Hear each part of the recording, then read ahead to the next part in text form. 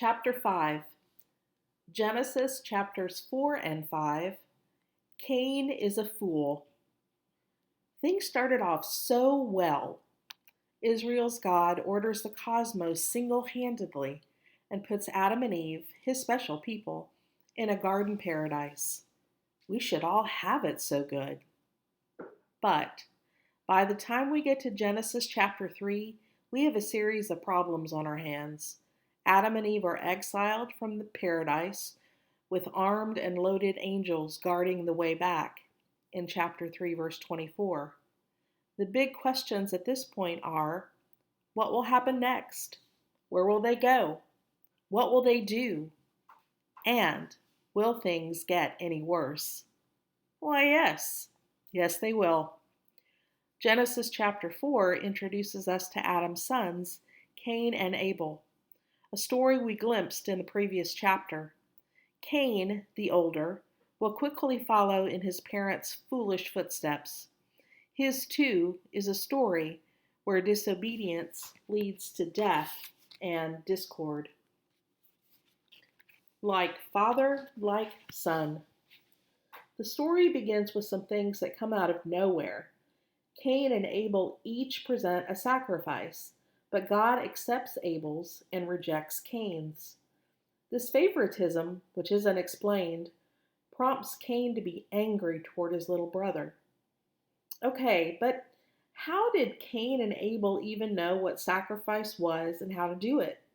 And why in the world would God be angry about one type of sacrifice and not the other?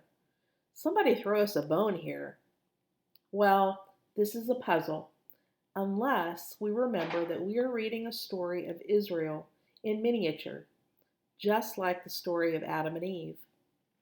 The key here, it seems, is the kind of sacrifices Cain and Abel offer. Cain's is agricultural, and Abel's is pastoral. We will read later in the Old Testament that God commands the Israelites to offer the firstborn of their flock in Exodus chapter 13, verse 12, and the first fruit of their produce, Leviticus chapter 23, verse 10. This story is written for Israel, and these later commands are in the background of the Cain and Abel story. So, the problem with Cain's offering isn't that it was merely grain rather than meat, but that he does not offer specifically the first fruit of the harvest, just a plain old offering of fruit in Genesis chapter 4, verse 3. That is, just like Adam and Eve, and later on Israel, Cain has broken God's law. God therefore favors Abel's offering, but rejects Cain's. Cain is not happy about this at all. He sees his unhappiness and perhaps his growing resentment, and tells Cain that if he had offered a better sacrifice, he wouldn't have this problem. God also tells him this: sin is lurking at the door. Its desire is for you. You must master it. Chapter 4, verse 7. In other words, your anger is your own fault, and you better hold it in check or something terrible will happen. But, like his parents, Cain plays the fool, ignores God's warning, and kills his brother in a premeditated fit of jealousy. Like his parents, Cain chose death, though this time, failing to follow God's way leads to murder. How is this story of Israel in miniature? We saw in the last chapter that the Adam story mirrors Proverbs. So does the Cain story. In Proverbs, right after we are told how great wisdom is, in chapter 1, verses 1 through 7, we move into a warning about murder. The son, who is being instructed in Proverbs, is warned not to give in to sin, verse 10. Specifically, not to go along with those sinners who entice him to come with us. Let us lie in wait for blood. Let us wantonly ambush the innocent, in verse 11. Of all the things to bring up at the very beginning of Proverbs, Why murder? Because the story of Cain and the wisdom sayings of Proverbs are two versions of the same lesson. Be wise by following God's commands and you get life, or be foolish by rejecting God's commands and you get death. Failure to follow wisdom has lethal consequences, not only privately, but socially. Exile is just the beginning. The blood of Abel cries out to God from the ground in Genesis chapter 4, verse 10, and Cain is punished. Cain will no longer be a farmer, but must now be a fugitive and a wanderer on the earth. Genesis chapter 4, verse 12. Adam and Eve were exiled from the garden, but now Cain is exiled from God's very presence and begins cavorting with the people of Nod. In the last chapter, we looked at who these people are. The first thing we are told is that Cain and his new wife have a son they named Enoch. Then Cain builds a city for Enoch, even though God has told him to be a wanderer. Not only that, but in the ancient world of the Old Testament, though not in the Old Testament itself, building cities is usually something that the gods are known for. Cain surely seems to be hitting one minefield after another. He has wandered far from the path of the Creator, that's for sure. The story moves quickly from Enoch to Enoch's great-great-grandson Lamech, the first polygamist. He marries 2 women. Lamech then has 3 sons who become fathers of industry. Jabal, the father of people who dwell in tents and raise livestock. Jubal, the father of all who play the harp and flute. And Tubal-Cain, the first to forge tools out of bronze and iron. While his sons were busy inventing tools and musical instruments, Lamech was out killing a man, just like his great-great-grandfather Cain. And Lamech arrogantly thinks he can force God's hand, saying that if Cain was protected in his murderous ways, so will he be, and even more so. The story leaves off there abruptly, but we are left thinking to ourselves, who does this guy think he is? We are also given a pretty strong hint that the line of Cain is majorly screwed up. Cain's descendants are moving further and further from God's ways. Remember, Genesis chapters 2 through 4 is not a story of the ultimate origin of everything. It's clear this writer has an agenda to tell the story of Israel's relationship with God, with no space to waste on other matters, like what other people were doing at the time. Cain and his line are a train wreck. They exemplify what happens to a people who are cut off from God. The family tree of Israel does not include Cain's family. But then who? Abel is dead. Who is left? We get an answer in Genesis chapter 4, verse 25. While Cain's family was busy building cities and tools, Adam and Eve have another son to replace Abel and name him Seth. Seth has a son named Enosh. And with that birth, we have a key moment in the story. Seth does not build Enosh a city like Cain does for Enoch. Instead, when Enosh is born, people began to call on the name of Yahweh. Chapter 4, verse 26. That is a good Old Testament way of saying that when Seth was born, people began worshiping Yahweh. The line of Seth may not be perfect, as we will see again and again in Genesis, but at least they are calling on Yahweh's name. Seth's line will eventually bring us to Abraham, the father of Israel, the people of Yahweh. No, you may not skip these names. With all this action going on, we might come to Genesis chapter 5 and think it's an intermission. A list of names? Really? I'm supposed to read that? Some of us can't even name all our cousins, so who needs a list of people you don't know?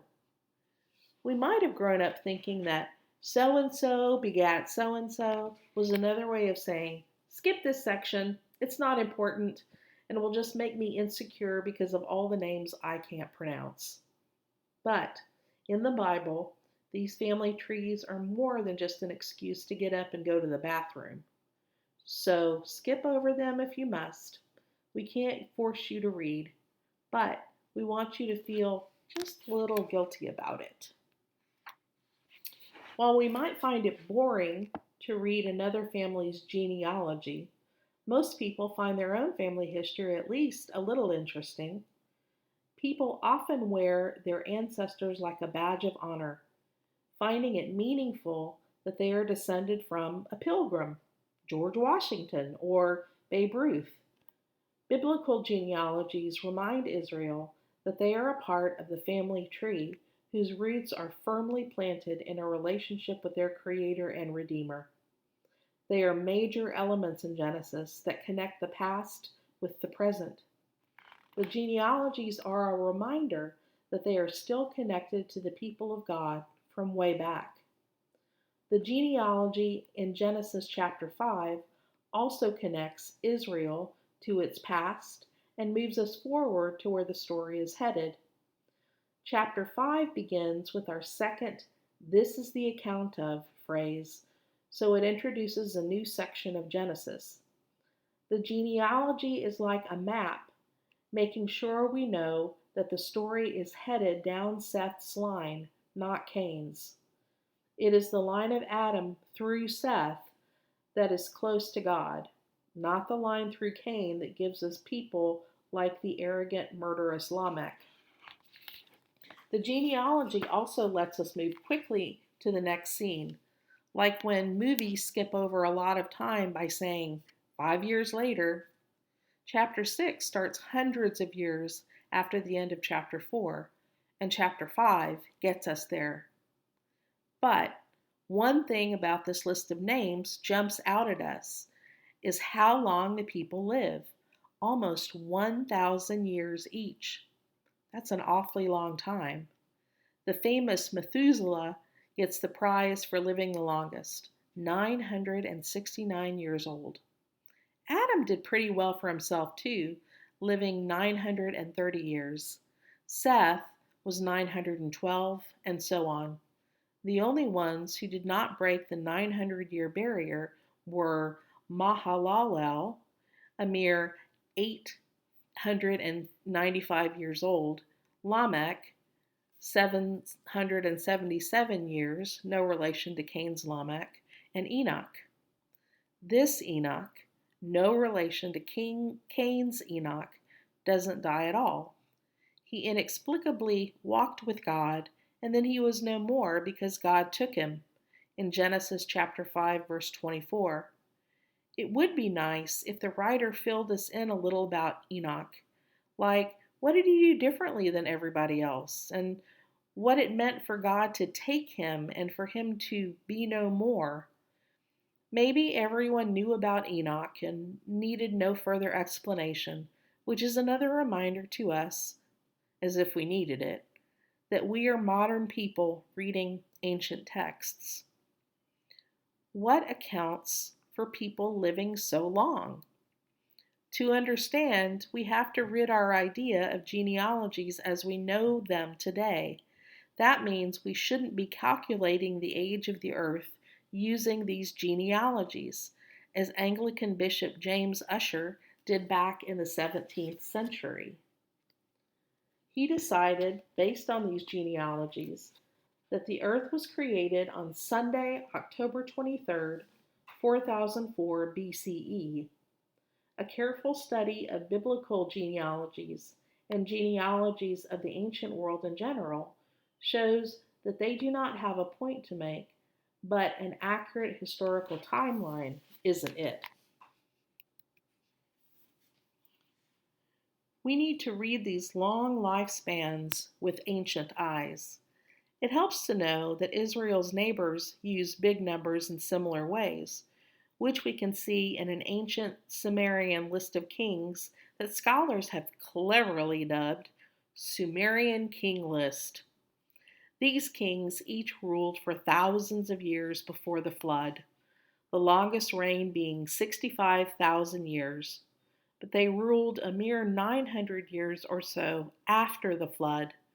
The ages in Genesis chapter 5 may seem comparatively more reasonable to modern eyes, but they still aren't telling us how long people lived.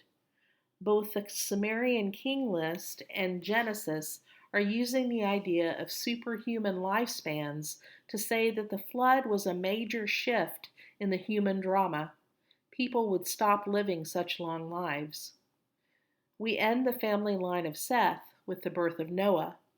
Genesis chapter 5, verse 29 describes him this way: "Out of the ground that the Lord has cursed, this one shall bring us relief from our work and from the toil of our hands." That's quite a son. And all sorts of flares and firecrackers should be shooting off inside of our brains. Noah is born to reverse the curse of Adam, where the ground was cursed and which resulted in great toil and labor, in chapter 3, verses 17 through 19. God is about to do something new through Noah, a second Adam, so to speak. But this will be no stroll in the park. Things are about to get chaotic, literally. In the ancient sense of the word, all hell is about to break loose.